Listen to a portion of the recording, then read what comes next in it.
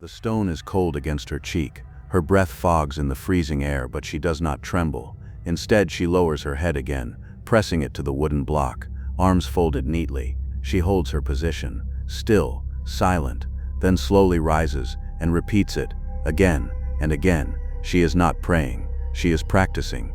In the Tower of London, under a sky the color of steel, a 19-year-old girl rehearses her own execution, not for fear but for dignity. Because soon that block will be real, the blade will fall, and the only thing she can control is how she will meet it. This is not a love story. It is the story of how innocence is devoured by power. It is the story of Katherine Howard. England, 1542. The air stinks of damp stone, sweat, and fear. Beneath the silken ceremony of Henry VIII's court lies a kingdom built on terror, one where the whims of a single man can unmake a life in an instant, one where daughters are married off like currency and queens vanish like smoke. 2 wives have already died by the king's command. Now a third is summoned to the tower. Katherine Howard is young, too young, barely educated, barely a woman, barely more than a girl. She is surrounded by schemers, suffocated by expectation, and married to a king who is no longer the golden prince of legend, but a decaying tyrant swollen with suspicion and rot. Her crime is not treason, it is survival in a court that fed her to its lions. They will call it adultery, they will call it betrayal. But what Katherine truly did was exist, unguarded, unloved, and in the wrong place at the wrong time. To understand her death, we must trace every moment that led her to the block, not the scandal, but the silence that shaped her. She was born into a name, not a home. Katherine Howard, 5th daughter of a minor nobleman, Edmund Howard, whose debts far outpaced his sense of responsibility. Her mother died when she was a child. Her father fled to Calais to chase dignity and obscurity, and Katherine was left behind, a burden passed into the hands of kin who viewed her more as ornament than orphan. They sent her to the household of Agnes Tilney, Dowager Duchess of Norfolk, her grandmother. The home was not a haven but a warehouse of forgotten noble girls, too poor for dowries, too pretty to ignore. In the drafty halls of Lambeth, dozens of young women were packed into shared dormitories, with more secrets than supervision. There were no mothers there, no guardians, only whispers, candles, stolen glances, and the ache of adolescence left unspoken. Katherine grew in the shadows. No tutors to teach her Latin or law. No priest to warn her of sin. Only older girls with knowing eyes and bitter laughs. Her world was silk scraps and music lessons, giggles behind curtains, the scent of perfume and danger in equal measure. Then came Henry Mannix, her music master. Older, clever, hands always too close to the strings, and then too close to her. He taught her how to play, and then how to blush. Their relationship, unequal from the start, was cloaked in suggestion and silence. He praised her beauty, left notes, touched her in places no child should be touched, all while speaking the language of affection. Katherine, still barely past girlhood, mistook it for love. When she tired of Mannix's control, another man took his place, Francis Derham, bold, well-dressed, a gentleman pensioner with charm and entitlement. Their bond was deeper, gifts exchanged, promises whispered. He called her his wife in private. Whether it was romance or survival, Katherine gave him what little she had left: trust, body, silence. But none of this was scandal in her world. Among noble girls raised without guidance, these moments were rights, not crimes. The adults in her life looked away. The Duchess, aware but indifferent, punished her only when it became inconvenient. No protection, no confrontation, just the ticking clock of a girl growing older in a house with no walls. By the time she was summoned to court at 16, Katherine had learned 2 things: how to smile and how to stay silent. She carried no books, no dowry, only beauty, charm, and the invisible scars of a girl shaped by neglect. She was placed in Queen Anne of Cleves's household, a political pawn in a failing marriage. Katherine was meant to serve, but the Howard family, always hungry for power, saw something else: bait. They dressed her in silks, taught her how to curtsy just so. They knew the king, bloated and bitter, longed to feel young again, and they handed him Katherine like a cup of sweet wine, knowing it would go to his head. They did not ask what she wanted. They did not warn her what would happen. They sent her forward smiling, and the machinery of the court began to grind. The court shimmered with gold and wrought. Beneath the laughter, the lute playing, and the rustle of silks was a different music, the quiet rhythm of power sharpening its teeth. Katherine stepped into this world like a petal on a battlefield. Barely 17, dressed in jewels that weren't hers, groomed to play the part of queen before she knew the rules of queenship. Henry VIII noticed her immediately.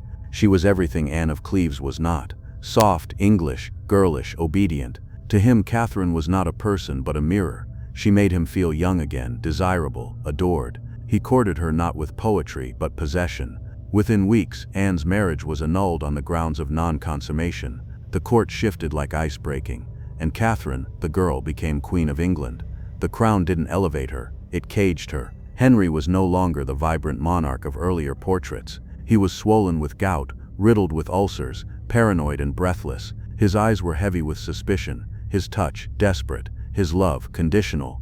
In public, he praised her as a rose without thorns. In private, he kept her isolated, watched, recorded, restricted. What the court called affection was really control. Catherine played the role as best she could. She smiled at banquets, she knelt during mass, she kissed the hand that could, at any moment, sign her death. But behind closed doors, her loneliness grew like mold in the cracks of a gilded palace. She was surrounded by strangers and flatterers, not friends. A girl in a golden dress, walking through rooms lined with the ghosts of queens who had come before her. Then came Thomas Culpeper. He was young, handsome, well-born, a favorite of the king, but close in age to Catherine, and far closer in spirit. Their connection was not thunderous, but soft. Glances shared at court, words exchanged under the cloak of dusk. Where Henry's affection suffocated, Culpeper's presence felt like air. Their meetings were arranged in silence, aided by Jane Boleyn, Lady Rochford, the widow of George Boleyn and sister-in-law to Anne. Jane knew what it meant to survive this court. She had played the game for too long. She became their messenger, their escort, their alibi. What happened between Catherine and Culpeper behind those locked doors will never be fully known. Whether their bond was consummated or merely emotional, the risk was the same. In the Tudor court, secrets did not stay secret. They fermented, they leaked, and then they exploded. But for a time, it must have felt like freedom. For once, Catherine was not watched, not manipulated, not confined to the rituals of a throne she never asked for. For once, she was just a girl, breathing. And in that breath, she sowed her own doom. Because in a palace built on performance and power, love was treason, and girls like Catherine were never meant to survive the script. It began, as executions often do, with a whisper. A Protestant courtier named John Lascelles came forward, not out of justice but vengeance. His sister had once served in Catherine's household and carried stories like poison in a vial. Stories of music lessons, of old lovers, of a past that had not been buried deeply enough. Lascelles took these rumors to the Archbishop of Canterbury, Thomas Cranmer, a reformer and a survivor who knew how quickly the tide could turn against the unwary. Cranmer could not ignore it, nor could he face the king directly. Instead, he wrote a letter, quiet, clinical, placed in Henry's private chapel where no one else could read the truth. The king read it. The room did not shake, the palace did not burn. But something inside Henry cracked, something dark, already weakened by betrayal and rot. Catherine, the rose without thorns, now reeked of scandal, and worse, of laughter behind his back. He said nothing at first. He dined as usual. He smiled at courtiers. But within days, the machinery had been set into motion. The walls began to move. Francis Derham was arrested, tortured. He confessed not to rape, but to a premarital relationship. He tried to save himself by naming Culpeper. It worked, for a moment. Then Culpeper was taken. He too confessed under pressure, spoke of secret meetings, swore they had not gone all the way. But in Henry's court, implication was enough. Words could be death warrants. Catherine was placed under house arrest. Not in the Tower, not yet, but locked inside her rooms in Hampton Court. No visitors, no letters, no comforts. The young queen who had once danced in those halls now sat trembling behind locked doors, listening to footsteps in the corridor that might carry her fate. She was interrogated, again and again, by men older, colder, and unmoved by her sobs. They brought her fragments of her past and demanded she explain them. They asked her if she was a virgin at marriage. They asked her about Culpeper's hands, his voice, his breath. They offered no counsel, no mercy, only ink and questions and silence. Days passed, her health unraveled, her hands shook, she could not sleep, her appetite withered. Some days she wept until her eyes swelled shut. Others she simply stared into the fire, as if willing it to consume her before the king did. Parliament stepped in, but not to save her. A bill of attainder was introduced, a legal instrument that stripped her of trial, of voice, of any chance to plead for her life. Guilt was declared by ink, not evidence. Treason was assumed. Her signature, once enough to issue pardons, now meant nothing. She had been queen, and now she was nothing. The girl who once wore Anne Boleyn's jewels now sat alone, awaiting the same executioner, and all around her the court went on. Banquets, dances, sermons, as if she had never existed at all. The barge slid down the Thames under a sky of bone-white clouds. Within it, Katherine sat wrapped in black velvet, her hands folded tightly in her lap. The river was silent, save for the oars. No music, no cheers, no prayers, just the slow, final journey to the Tower of London, the fortress that swallowed queens.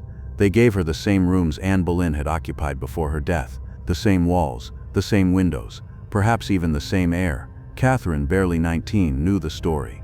Every woman at court knew Anne's story. The echo of her fate clung to the bedposts and seeped from the stone. It whispered at night, it warned in daylight. And now Katherine would follow the same path, not because of what she had done, but because no one in power had ever truly seen her as human.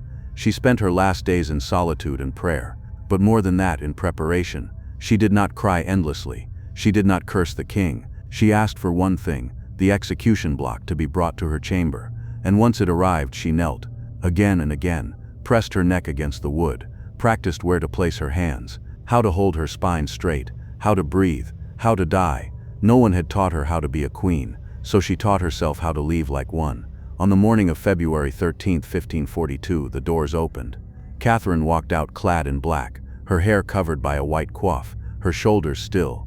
The courtyard where Anne had once wept was now filled with silence. No crowd jeered, no family embraced her. Only the executioner waited, a French swordsman, chosen to make the ending swift. She climbed the scaffold slowly, each step deliberate. At the top she turned not to the crowd but to God. Her final words were not screams, not protests, not apologies. She spoke of her guilt, yes, but she asked for forgiveness, not for adultery, for being unworthy of the king. Even now she carried the script they gave her. She knelt, placed her head upon the block, just as she had practiced. The sword flashed once, then silence. Katherine Howard, Queen of England, was dead. They buried her beside Anne Boleyn, in the chapel within the tower walls. No epitaph, no statue, just the earth, shared by two women who had once worn the same crown and bled beneath the same blade. She was 19, a girl who once passed notes in dormitories and giggled behind curtains, a child who was never taught the dangers of a royal bed. And in the end, her only inheritance was a silence so complete, it still rings through history. History often remembers kings by their victories, wars, or conquests. But Katherine Howard is remembered by an absence, a space carved in silence, too young to leave an echo, too quickly erased to resist. She left no heirs, no speeches, no great scandals, only questions, and a name etched into a tower wall. Was she guilty? That word crumbles beneath closer scrutiny. Her love letters were treated as treason, her youthful mistakes recast as calculated sins. In truth, she was barely literate, barely educated, and never protected. She was raised in a world that treated noble daughters like currency, spent for power, discarded for shame. Her crimes were not crimes at all. They were symptoms, symptoms of a broken court, of a monarchy that devoured its own wives to feed its ego, of a culture where men's lust was excused and women's survival was punished. Katherine didn't conspire, she didn't rebel, she simply existed, and in the Tudor world that was often enough to die for. She wasn't executed because she was dangerous, she was executed because she was disposable. Even in death, the court made her an example, not of justice but of obedience, a warning to every woman who dared to love outside permission, a message carved into the headsman's block: fall in line or fall by the blade. But despite every effort to silence her, Katherine's story endures, not because of what she said, but because of what she was denied the chance to say. She is history's youngest royal widow, a girl who became a queen and then a ghost, all before her 20th year. She never ruled, she never rebelled, and yet she remains unforgettable. Because deep beneath the myths and the bloodshed, we remember her not as a traitor, but as a child who practiced dying because no one ever taught her how to live.